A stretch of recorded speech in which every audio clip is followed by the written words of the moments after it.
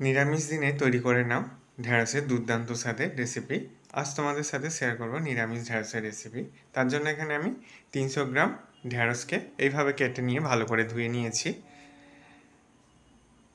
এই ঢ্যাঁড়সগুলোকে একটা অন্য পাত্রের মধ্যে নিয়ে নিচ্ছি। এবার ঢ্যাঁড়সগুলোকে আমি ম্যারিনেশন করে নেব।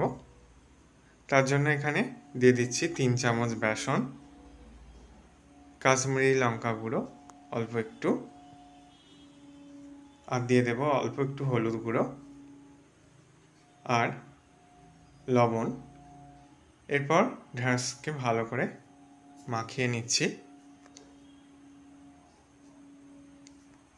এইভাবে বেসন মাখিয়ে নিলে ঢ্যাঁড়সগুলো যখন ভেজে নেওয়া হবে তখন ঢ্যাঁড়সটা একটু ক্রিস্পিও হবে আর ঢ্যাঁড়সের যে লালানি ভাবটা থাকে সেটাও অনেকটাই চলে যায়।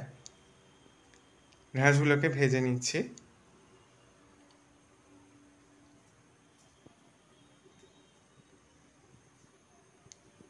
ঢ্যাঁড়সগুলো ভাজা হয়ে গেছে, তুলে নিয়েছি। এবার 1 চামচ মতো আবারও দিয়ে দিয়েছি সরিষার তেল। তেলটা গরম হয়ে গেলে জিরে আর অর্ধেক শুকনো লঙ্কার ফোড়ন দিলাম। ফোড়নটা একটু ভাজা হয়ে গেলে একটা বড় সাইজের টমেটো কেটে দিয়ে দিয়েছি।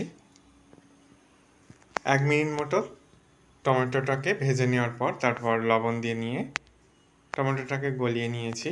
এরপর পেস্ট করা মশলাটাকে দিয়ে দিলাম। আমি এখানে সর্ষে, পোস্ত, কাঁচা লঙ্কাটাকে বেটে রেখেছিলাম, সেটাকে দিয়ে দিলাম। 2 মিনিট মতো নেড়ে চেড়ে হলুদ গুঁড়ো আবারও দিয়ে দিচ্ছি, কাশ্মীরি লঙ্কা গুঁড়ো।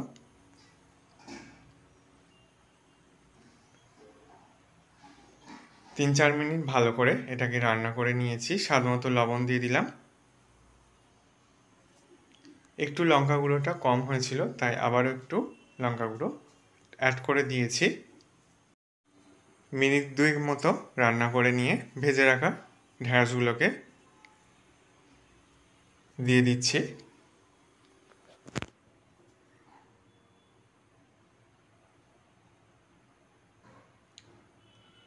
হাফ গ্লাস জলের মধ্যে দিয়ে এটাকে আমি 10 মিনিট মতো রান্না করে নেব। ফিরে এলাম 10 মিনিট পর।